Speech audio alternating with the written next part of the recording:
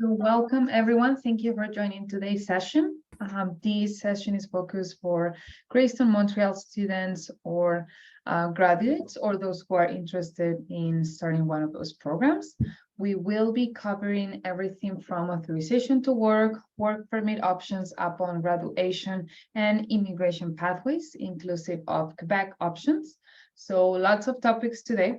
We've tried to summarize it as much as possible. But hopefully we get to answer a lot of your questions. Please keep yourselves on mute. And at the end, I'll leave about 15 to 20 minutes for questions so we can go over your questions either through the mic or through the chat. So feel free to go ahead and start typing the questions as they come. I'll make sure to review them at the end of the presentation. So without further ado, let's get started here.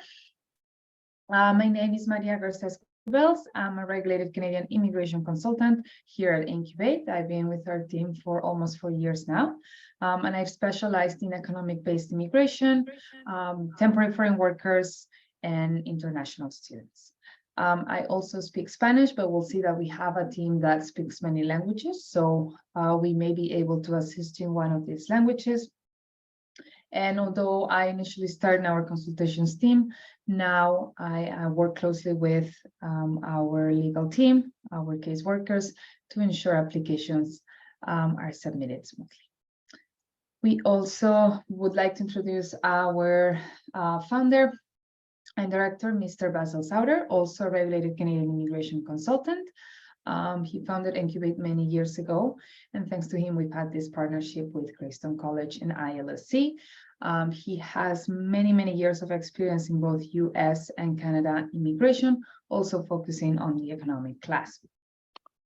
And this is our beautiful team. We are all spread across our offices in Canada. We'll show them in a second. But the main reason we like to show this slide is to prove to you that there is a way for immigrating for everyone. It's just not the same way for everyone.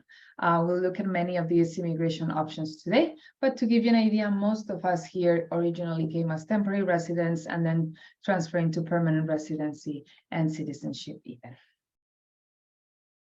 We count with 3 licenses, inclusive of Quebec.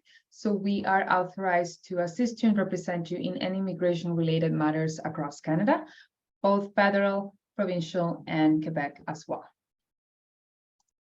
And we have 4 offices, Toronto being our main one, our Vancouver office where I'm located today, Calgary, and Montreal. But we assist you online for most of the cases. So although we have physical office, unless requested by officers, you would not most likely require any physical documents to sign. We've worked with Greystone for over 7 years now. So we work closely with the teams and their students to make sure that they understand, first of all, the rights as international students, as workers, and immigration options to Canada. And we offer these webinars at least every 2 months. We're trying every month to make sure we keep you updated with the latest immigration news, and just as an informative way for you to understand the main or the main idea of the immigration system of Canada.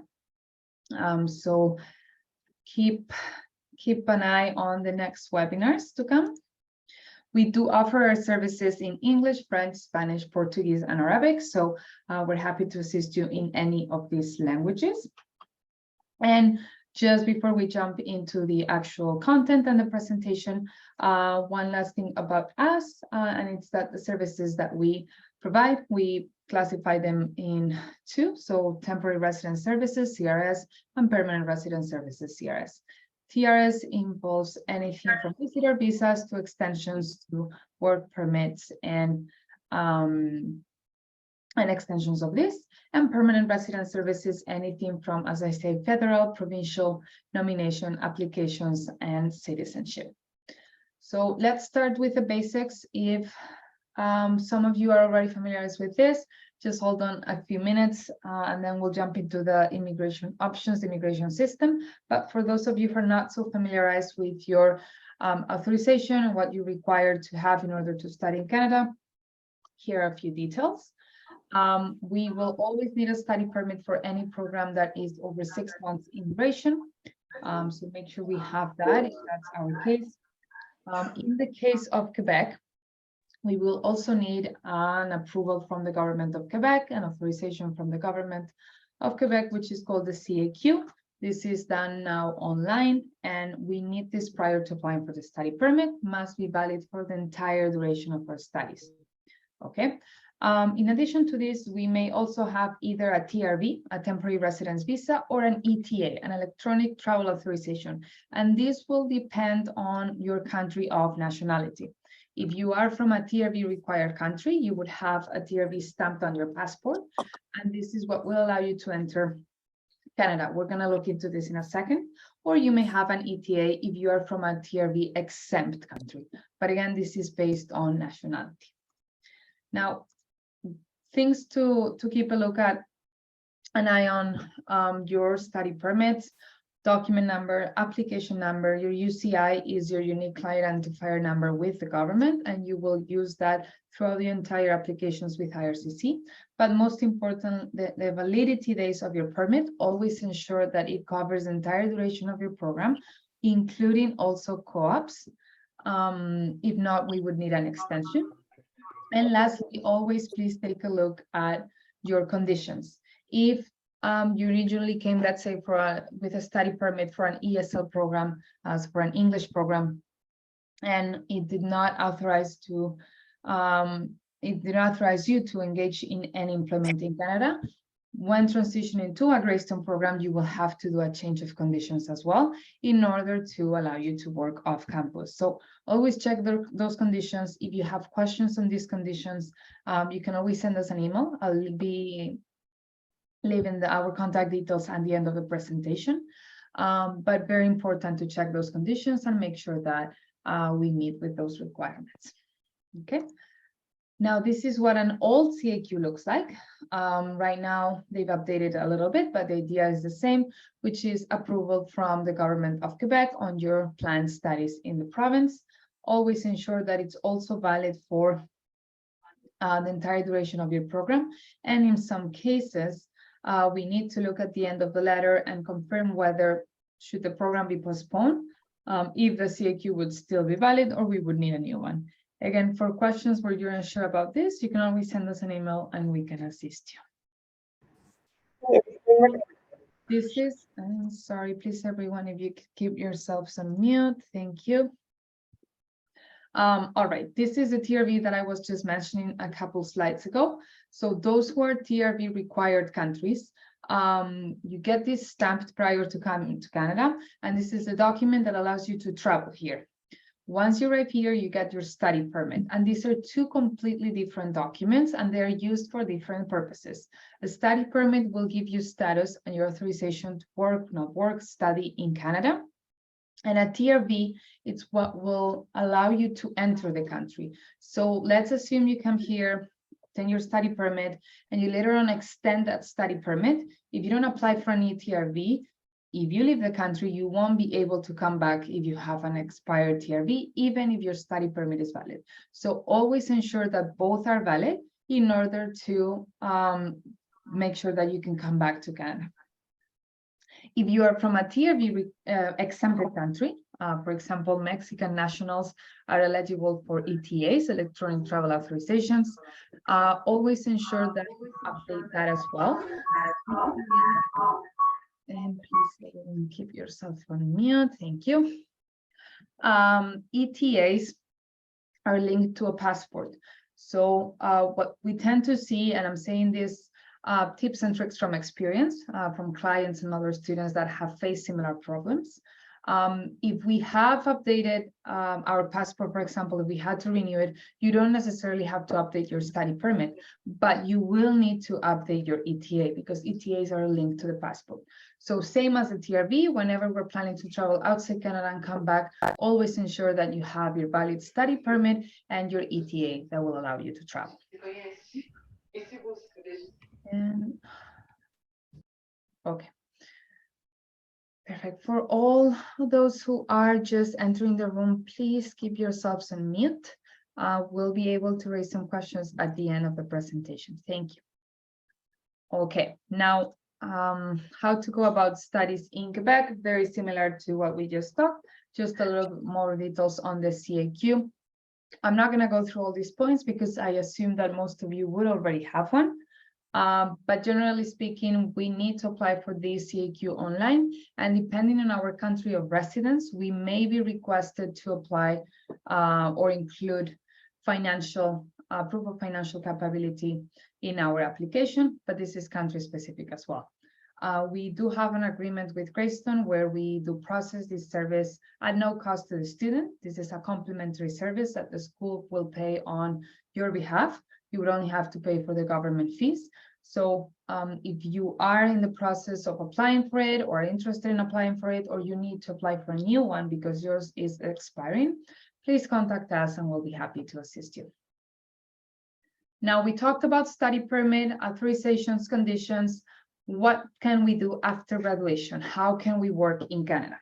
And just ratifying that, we're going to first talk about the authorization to work as a student, and then we'll talk about the authorization to work after you graduate, assuming that we're not eligible for that post-graduation work permit, okay? So, working while we study in Canada, if you're studying in an ESL or FSL course, this stands for English as a Second Language or French as a Second Language, so a language course, we're not authorized to work under any circumstances. We can only start working once we enroll and start studying in an academic program that's at least 6 months in duration. During the studies, so while we attend classes, we can work up to 20 hours per week. And while we are on breaks and co-ops, we can work full-time. However, very important, since we're not going to be talking about immigration in the next few slides, any work experience that you obtain in Canada as a student will not count as qualified experience for immigration purposes. And that's what we're going to focus in today's presentation on, how to obtain that qualified work experience with a work permit that's not necessarily the post-graduation work permit. So what are our options if we are not eligible for the post-graduation work permit? Well, this will depend in many, many factors. And for that, we need to understand how work permits get issued in Canada.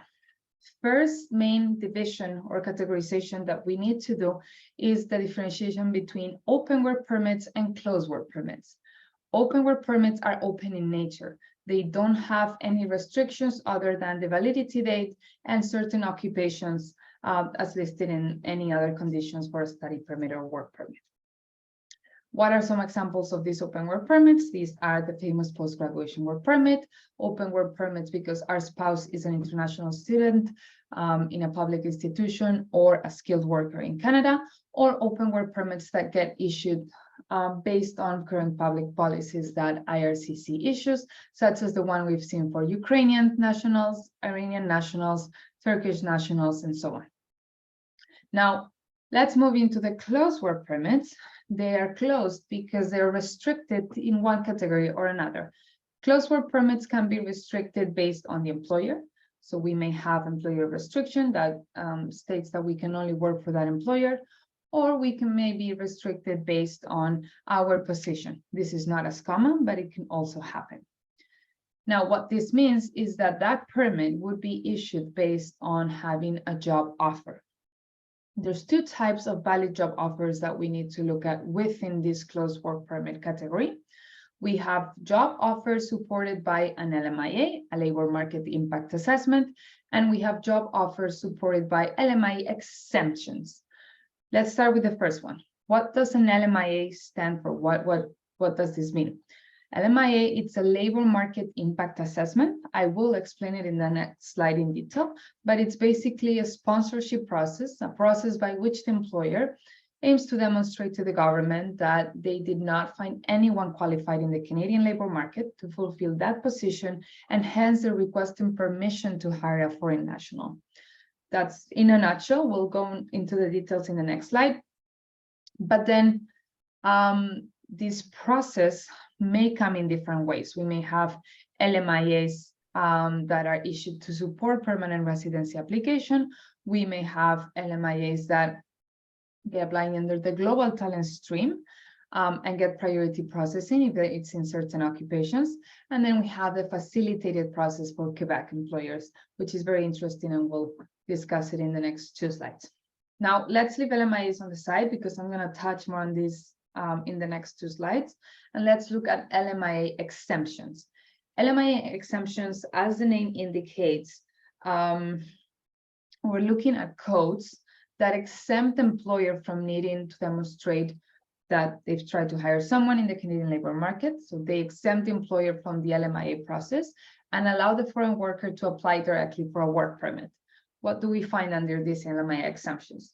We have international mobility programs where we see the free trade agreements.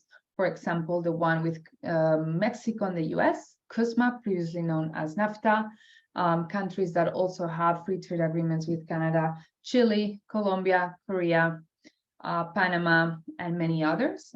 The list is actually quite long.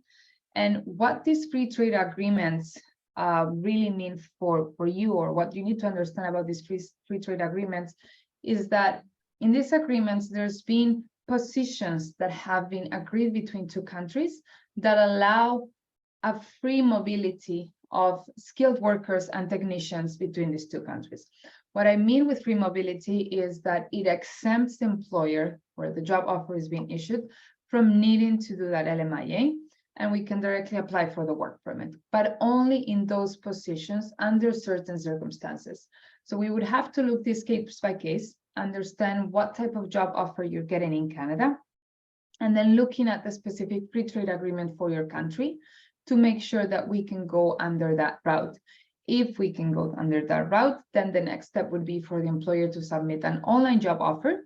This has nothing to do with an LMIA, it's not sponsorship, it's a simple online job offer, and then apply for a work permit. Certain nationals will be eligible to go to the border and get the work permit on the spot, and others would have to process it online, okay? This is one way for you to obtain a work permit upon graduation. We see that this is common, for example, students that are doing their co-op part, and the employer wants to, or is offering for them to extend that job offer further. We either tend to see, depending on their nationality, free trade agreement applications or LMIA applications if the employer is willing to support. There are other codes that are very interesting that I'll mention later on in the next slides. For example, French speakers, these will be only applicable outside of Quebec, and others such as the International Experience Canada. If we are from any of the participating countries, we may be eligible to apply for an open work permit or a closed work permit based on our nationality. These are just a few of the long list of LMIA exemptions.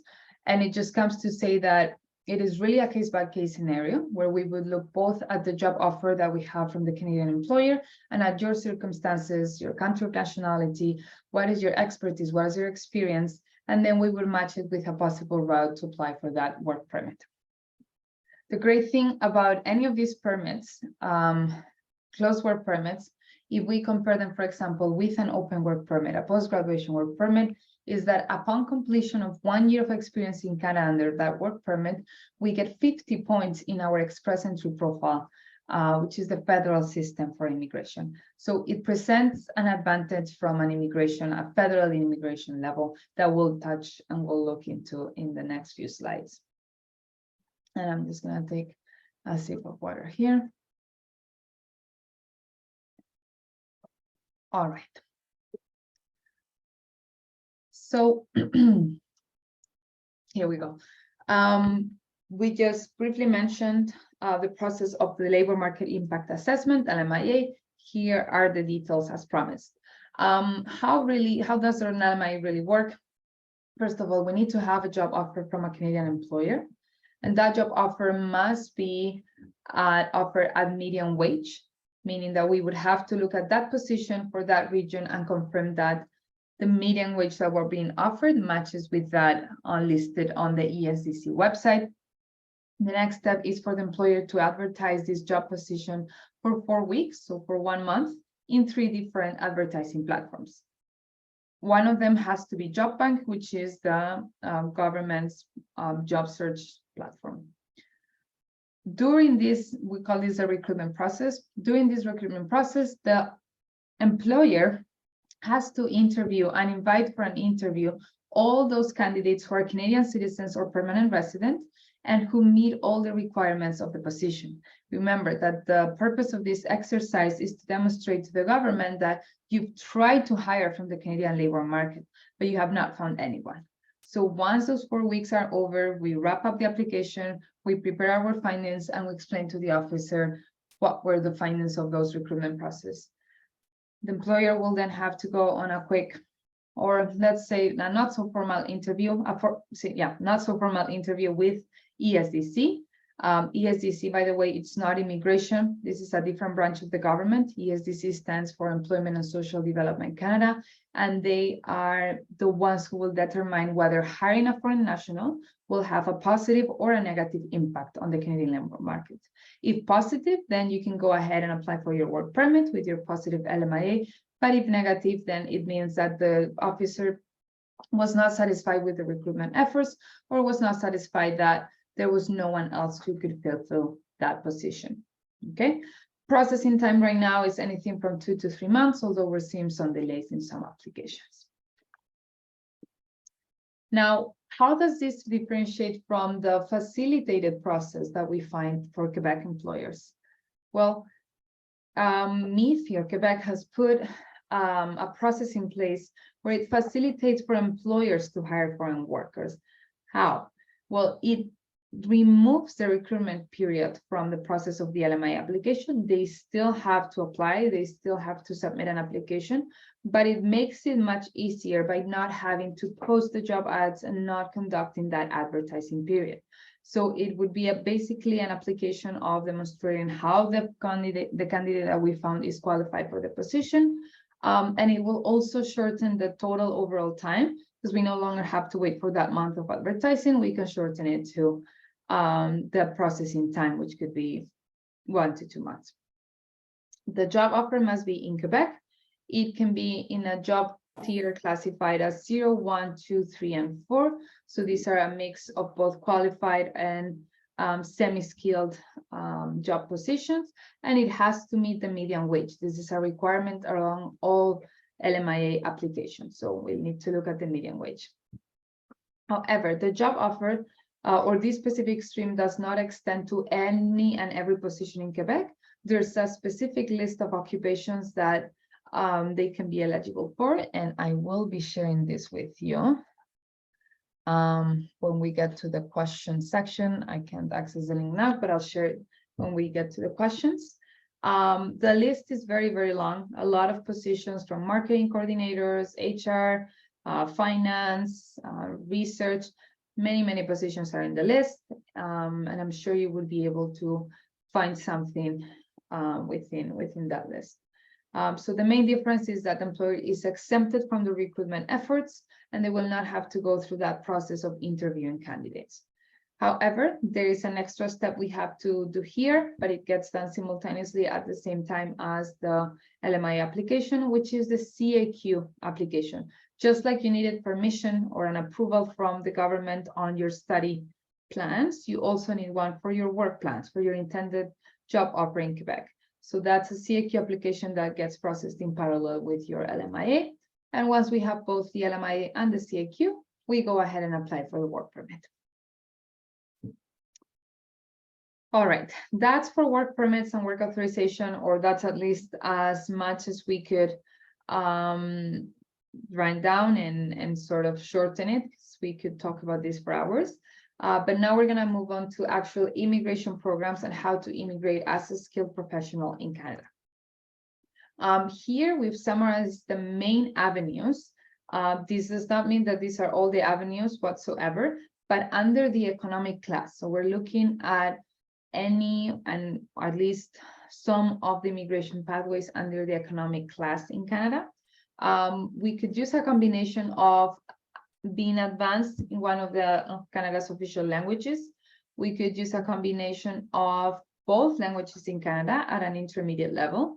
We could use the fact that we've studied in a public institution in Canada, or the fact that we work with a work permit in Canada, or that we have a job offer or that we look at other programs that are offered at smaller provinces and smaller regions. So these are just some of the examples of the main avenues, the main routes that we can consider, and we're going to be looking into the combination of these in a second.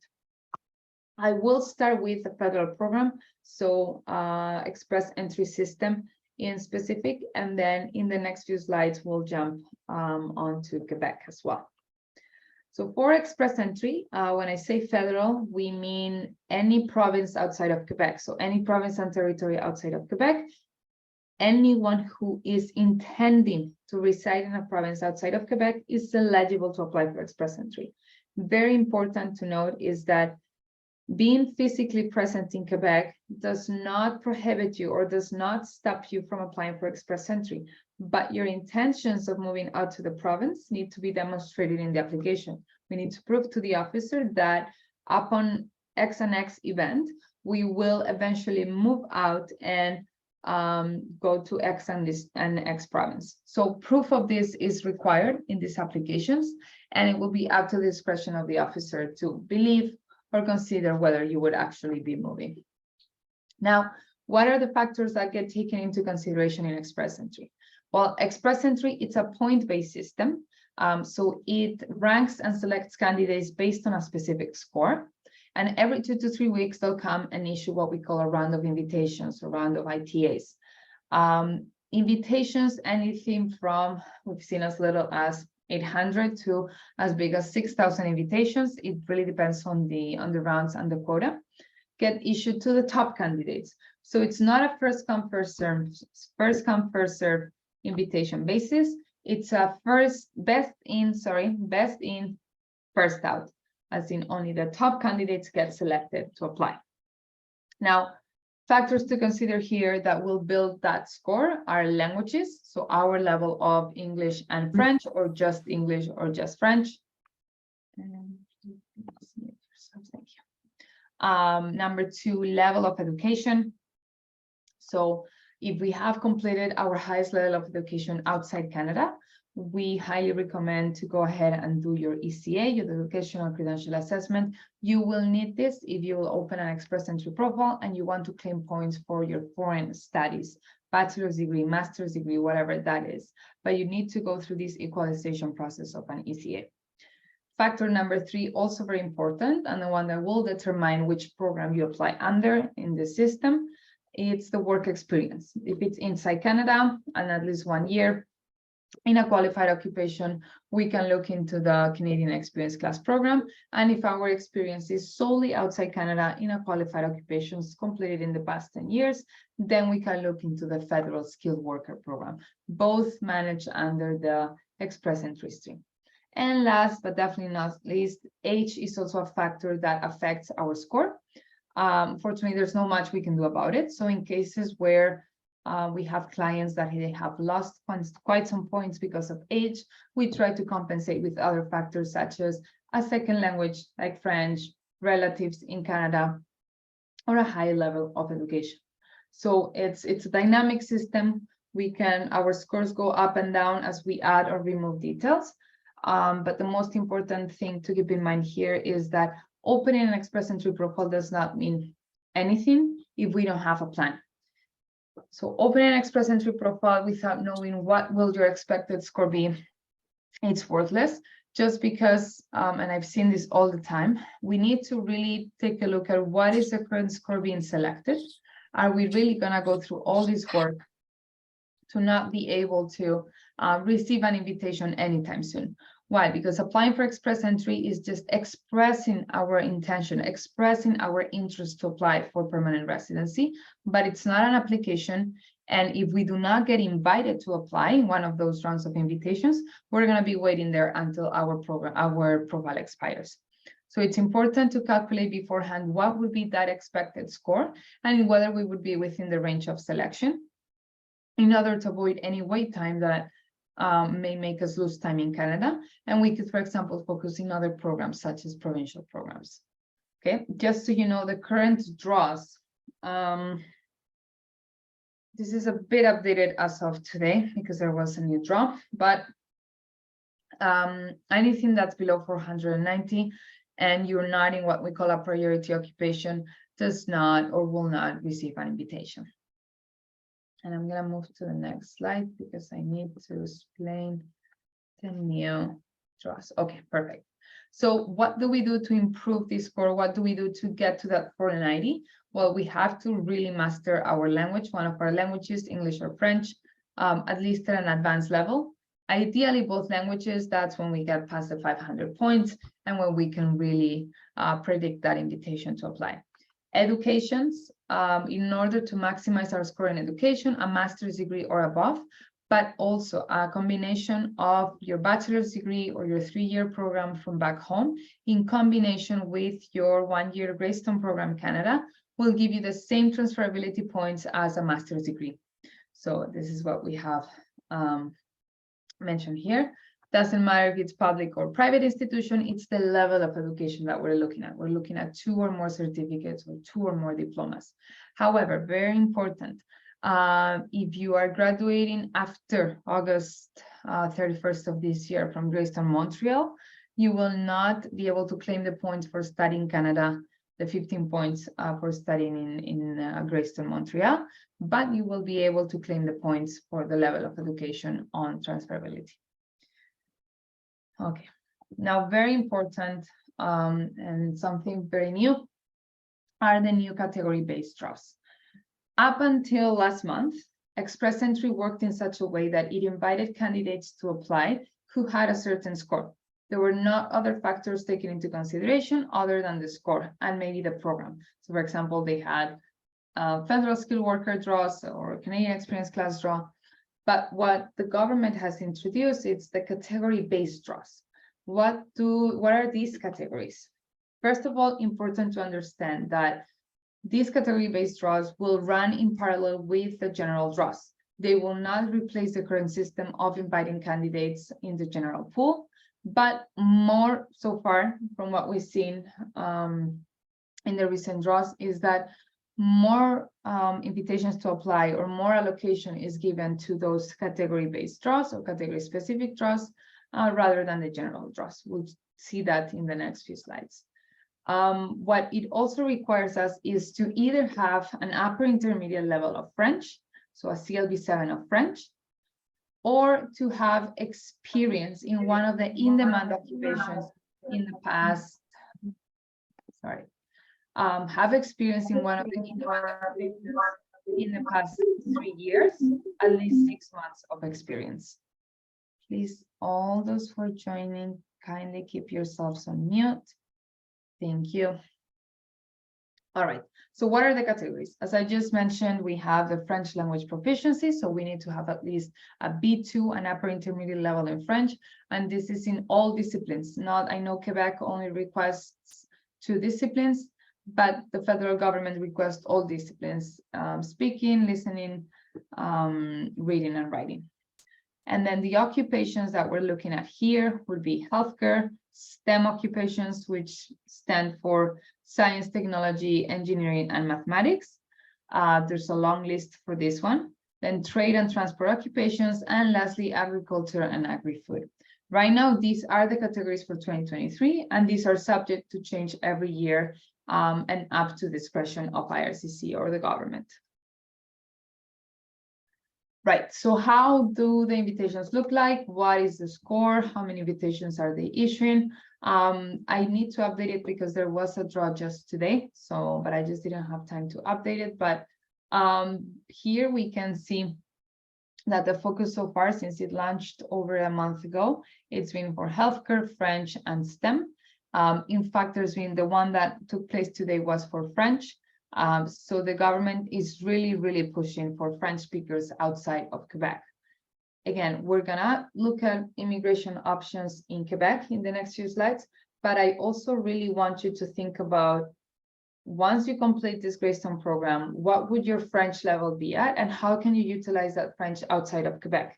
Can you move to another province? Can you look at one of these federal programs that will really invite you to apply and allow you to get that permanent residency? Why? Because Quebec system, it's slightly different. It's still under change, like I call it. I don't want to talk too much about it right now, but sort of, I want to start planting that seed in your brains that French outside of Quebec it's the key right now. And it's what the government wants. Anyways, just for you to know, 375 points, it's a very, very achievable score if we compare it to the rest that we've seen here. So I want you to think 3,800 invitations just to French speakers. And again, this does not require you to have a super advanced level of French. This requires you to have an upper intermediate, a CLB7 level of French. So just think about this because it's definitely an option. But then if we look at the non-category based, so the general draws that we've seen so far, you'll see some classification here for provincial nominees, or whenever we say no specified, is that everyone in the pool gets invited to apply. Okay, the cutoff score for the general ones is actually a little higher. It's 517, which is a very, very high score. And at the moment, only achievable with very specific circumstances. So we'll see how this develops throughout the next few weeks, months. We'll see how the allocation of invitation gets sorted between category-based and general draws, but just wanted to show you to have an idea of where we stand here. All right, let's keep talking about French, a couple more slides, then we'll move into provincial programs and Arrima for Quebec. So just so you know, if you're able to demonstrate that upper intermediate level of French, that B2, CLB7, in combination with a basic or upper basic or intermediate level of English, you will get more points than having a job offer supported by an LMIA in Canada. Why? Because you get the 50 points for bonus points under express entry, and you also get 12 points for having French as a second language. So a total of 62 points if you can demonstrate that upper intermediate level of French and that intermediate level of English. 62 points in your express entry profile, which we can really, really boost your score and put you above the 500 points. But also having, I'm not even gonna say upper intermediate. Here we're looking at upper basic or intermediate level of French, a B1, the equivalent to a CLB5, will also allow us to apply for a work permit outside of Quebec. So this is one of the alternatives to the post-graduation work permit that we were talking about in the previous slides. What does this really mean? So if we're able to demonstrate French proficiency by taking one of the accepted tests by RCC at an intermediate level, a CLB5 level, and we have a job offer outside of the province of Quebec, in any position, we doesn't even need to be qualified, we would be eligible to apply for that work permit under the Francophone Mobility Exemption Code C16 of the International Mobility Program. This just got, let's call it, it used to be a higher level, and the level that it required just got decreased in the past month. So it used to require us to have a CLB7, and now it dropped to a CLB5. And it used to be only eligible for occupations tier 0, 1, 2, and 3, and it's been extended to any occupation. So again, this is another way of the government saying we really want Francophone speakers outside of Quebec. This is a closed work permit, so we still require that job offer, but it's LMIA exempted. We do not need to prove the LMIA and the process of having tried to hire someone outside the Canadian, in the Canadian labor market. Now, how else can we utilize French? There's also tons of provincial programs that will award us points for having French, but there's also programs that are tailored for French speakers, like, for example, the OIMP FSSW, the French Speaker Skilled Worker Program.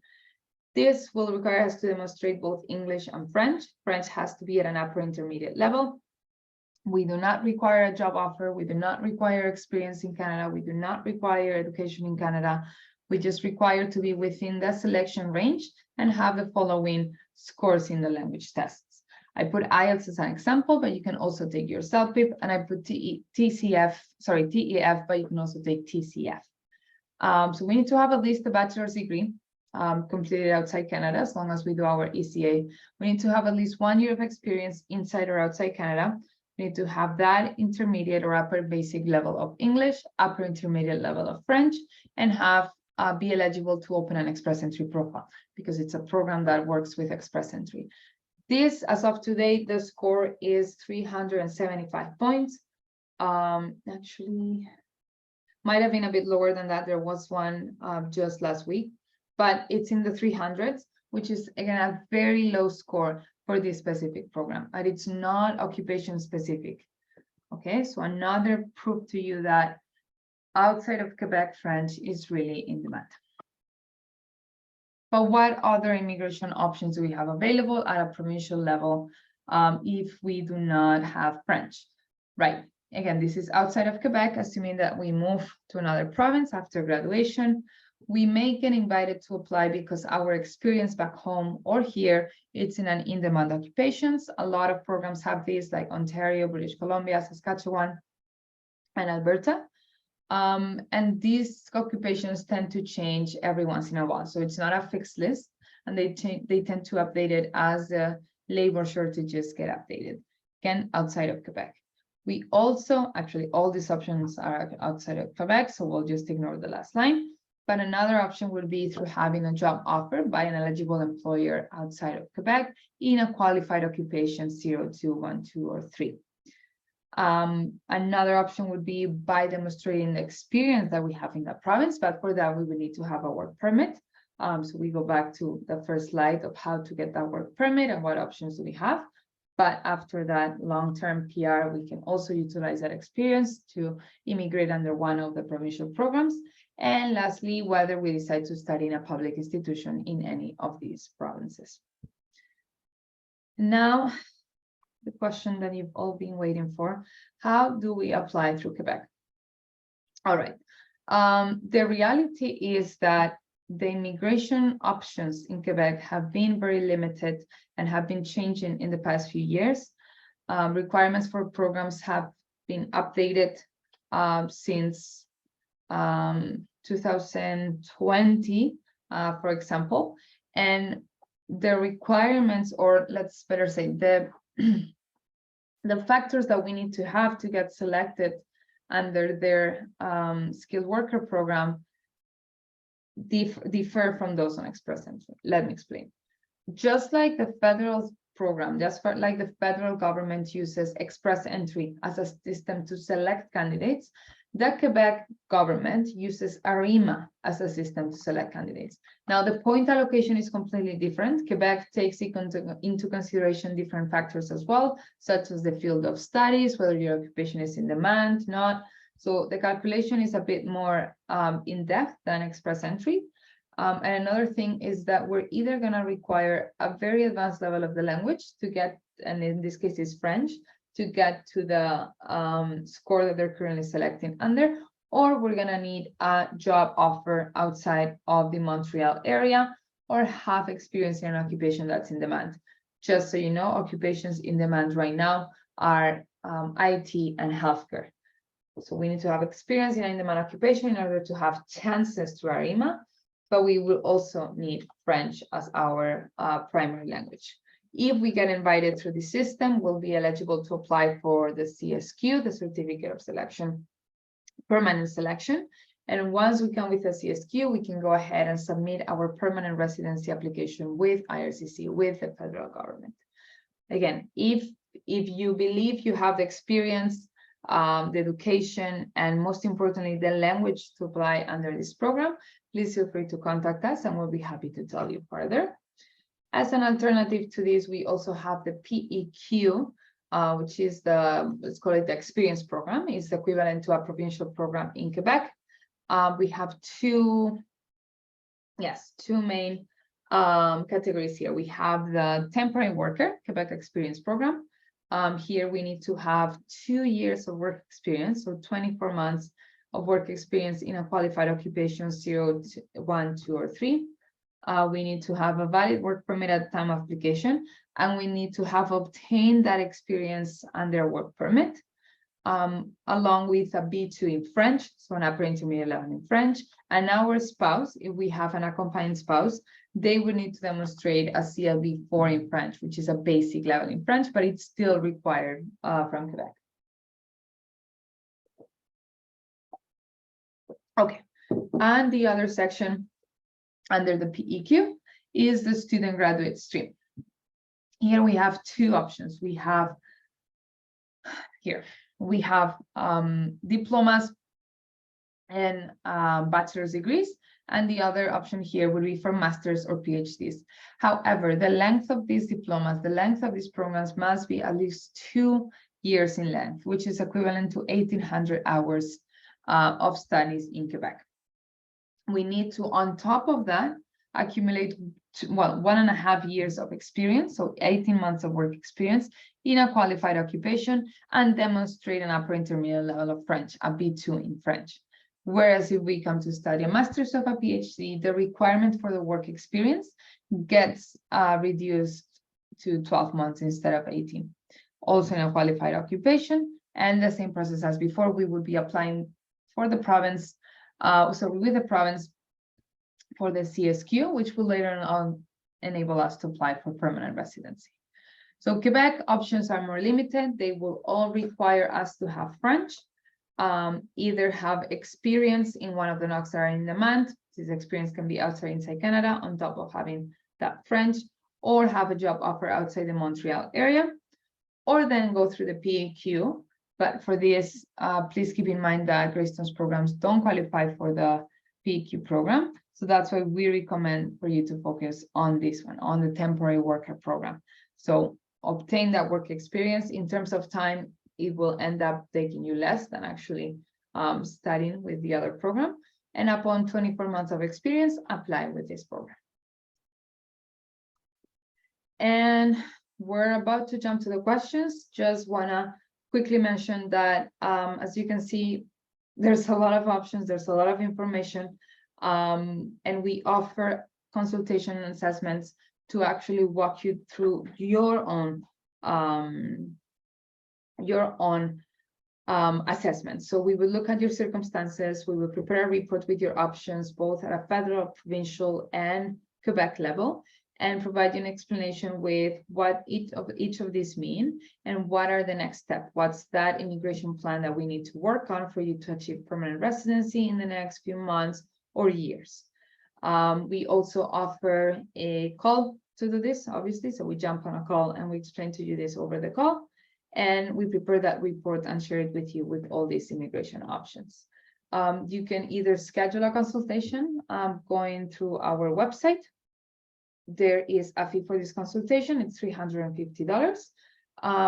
Or you can contact us to Encubate or connect at encubate.ca. I'll leave the contact details at the end of the presentation, so you can send us an email with your questions or inquiring about our consultation services. So I'll go ahead and allow the Q&A. Let me see. What I may do, I may leave the contact details here. But anyone who's been holding on to your questions, you can go ahead and ask them over the chat. If there's anything more complex that you'd like to explain, you can raise your hand and unmute yourself, and I'll be happy to address your questions. So I'll give you a few minutes because I know there's quite some of you and probably still trying to wrap up the content about everything that we just discussed, but don't be shy, ask us questions, because that's why we're offering here today, to make sure that it is clear to you and you have a good understanding of all of these immigration options.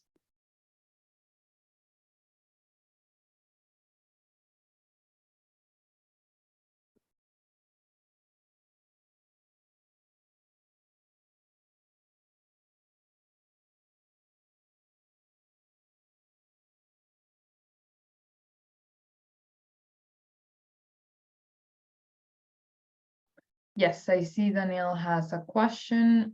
You can go ahead and mute yourself because I don't see any other questions here. Yeah, my question is about the express entry program with the French. That's according to the Canadian Experience Class program, or is a new program different? Sorry, can you repeat the first part of the question? So the express entry program with the French proficiency, you mean? Yeah, I was like checking the previous round invitation, and they say like French language proficiency.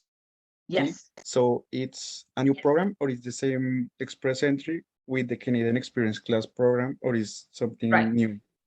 So what's new about this is the selection criteria. But in express entry, in the system, there's only 4 programs as of today. We have the Federal Skilled Worker, work experience outside Canada only. We have the Canadian Experience Class, Canadian Work Experience. And then we have the Federal Skilled Trades, if our experience is in a trade position and if we have a job offer in Canada, and the Provincial Nominee. But the main 2 ones are the Federal Skilled Worker and the Canadian Experience Classes, because that's what welcomes the most amount of candidates.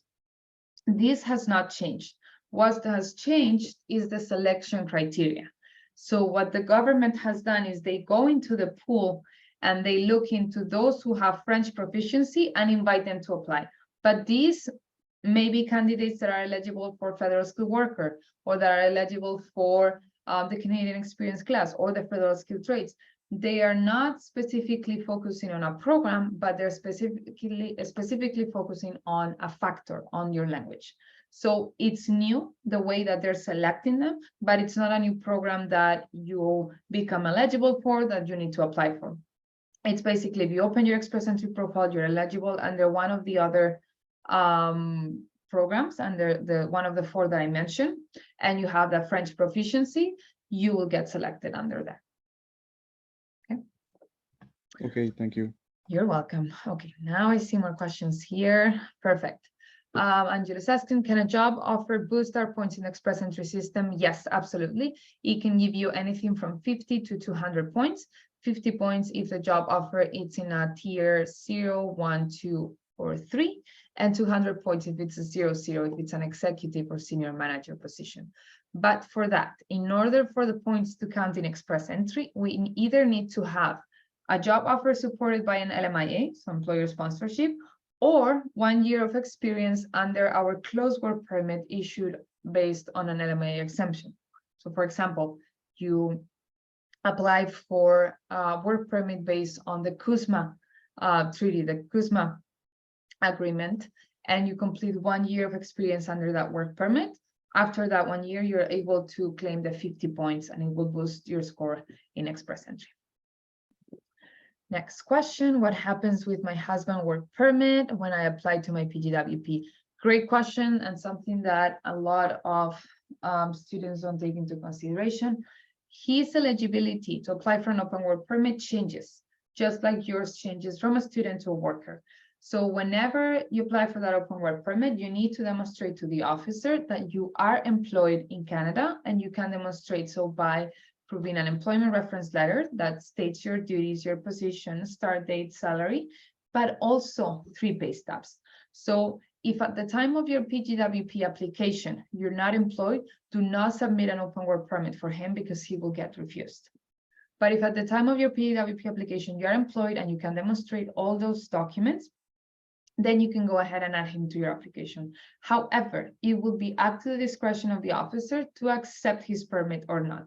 The safest way to do it is apply for your post-graduation work permit, get your post-graduation work permit, and once you have your post-graduation work permit in hand and you can demonstrate those 3 pay stubs and employment reference letter, apply for his open work permit.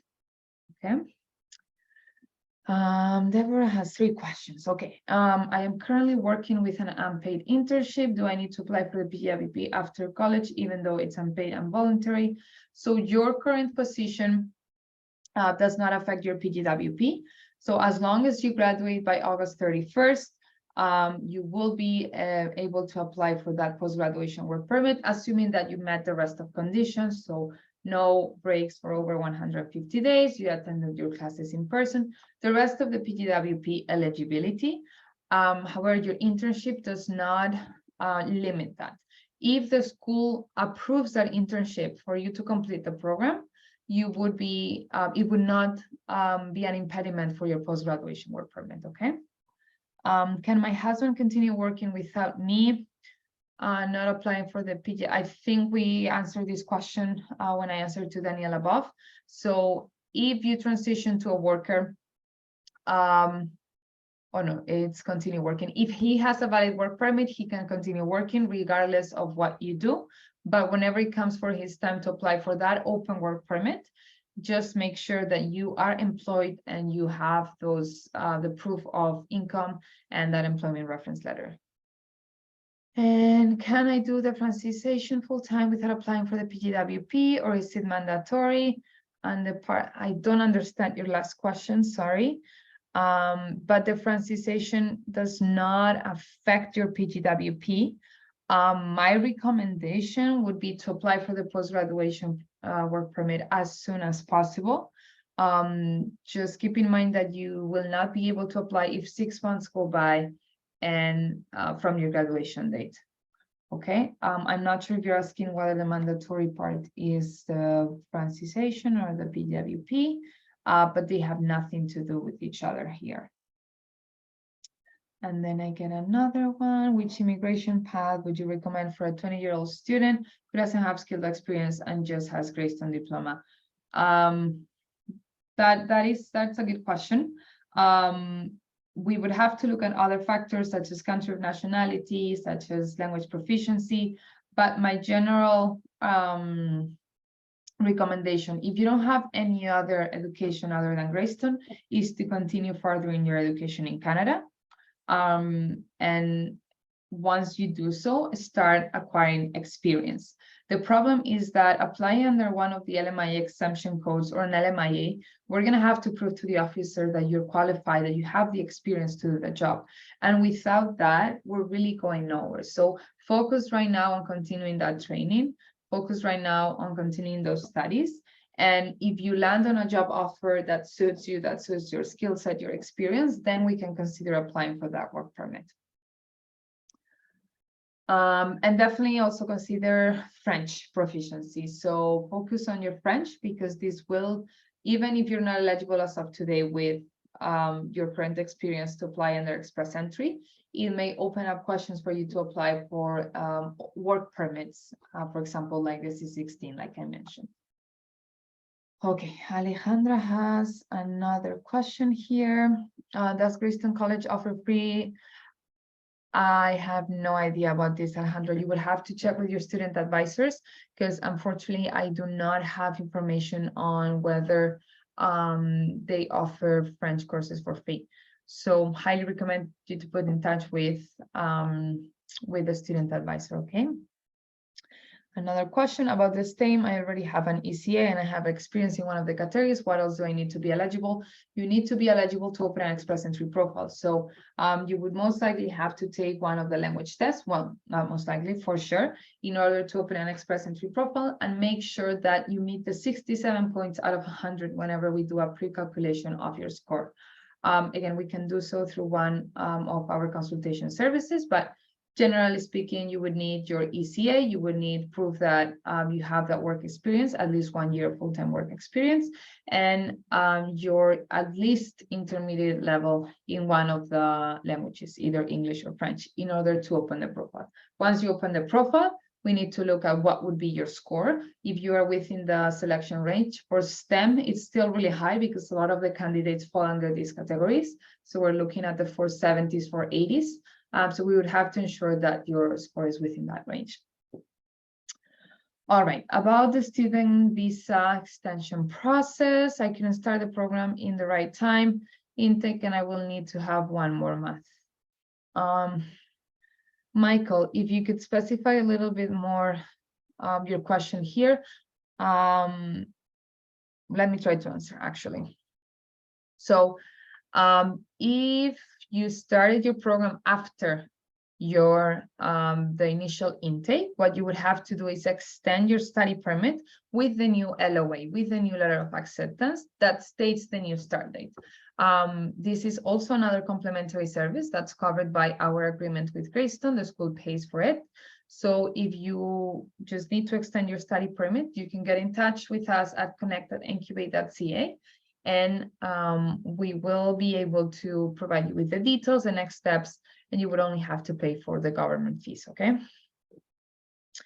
You're welcome. Okay. I will graduate next year studying digital marketing. I started on 24th of April. Do you think it's valid to apply for the PGWP, even knowing that can be denied? This is at my time studying. This is a tricky one. So yes and no. You could apply and see what happens. My guess is that they would not give it to you because they've been pretty clear on this.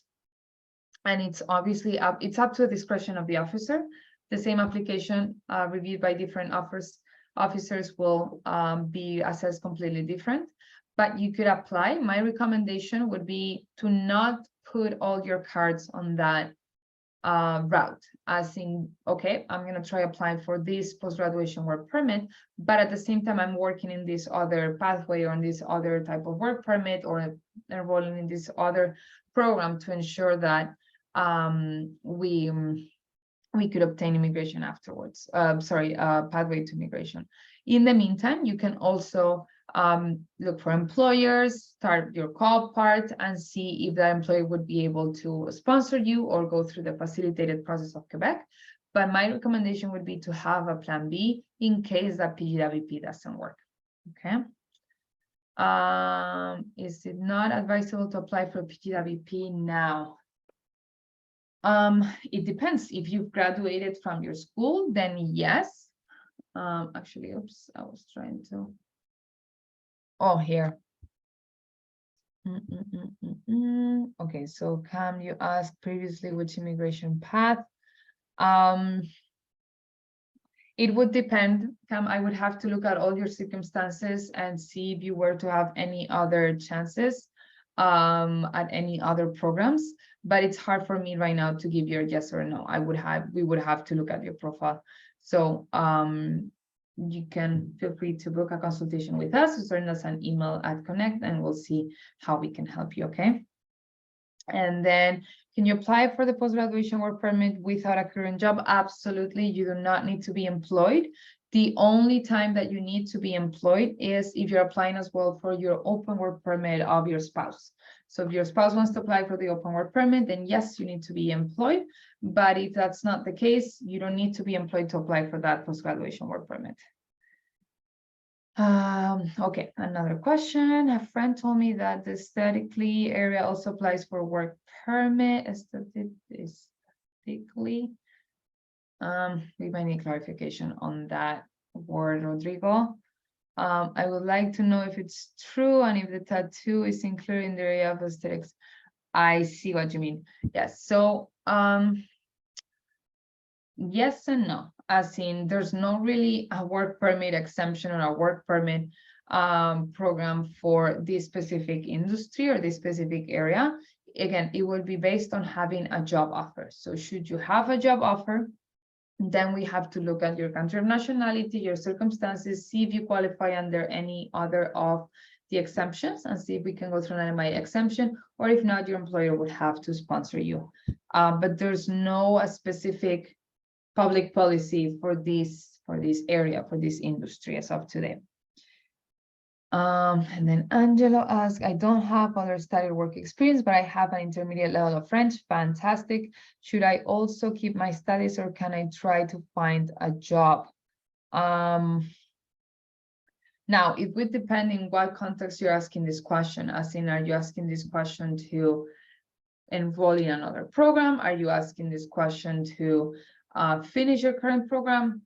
If that's the case, our recommendation is to always finish your program and then start looking for options for after graduation.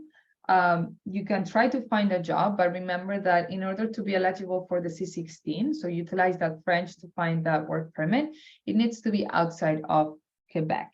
If you want to stay in Quebec, then we'd have to plan to be able to work for those 2 years or under the facilitated process. But that question, I can't really answer it without understanding the context. My recommendation, general recommendation would be to finish your current studies and then make the change to something else. But if you're asking in regards to studying another program of studies, then we would have to see what are the rest of your circumstances and what we advise. Okay, more questions. My master's degree in I'm assuming that's IT, outside Canada, and my Greystone diploma in Quebec works to facilitate for federal programs.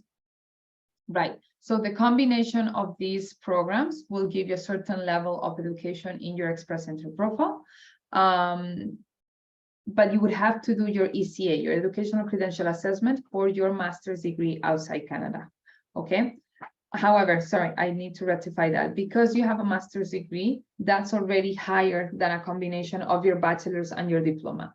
However, if your master's degree is from Brazil, or actually any other country, I highly recommend to do your ECA first, because certain masters in certain countries get actually equalized to 1 or 2 year diplomas in Canada. And if that's the case, then definitely we would be able to count the Greystone diploma in as well. So my recommendation would be do your master's degree ECA.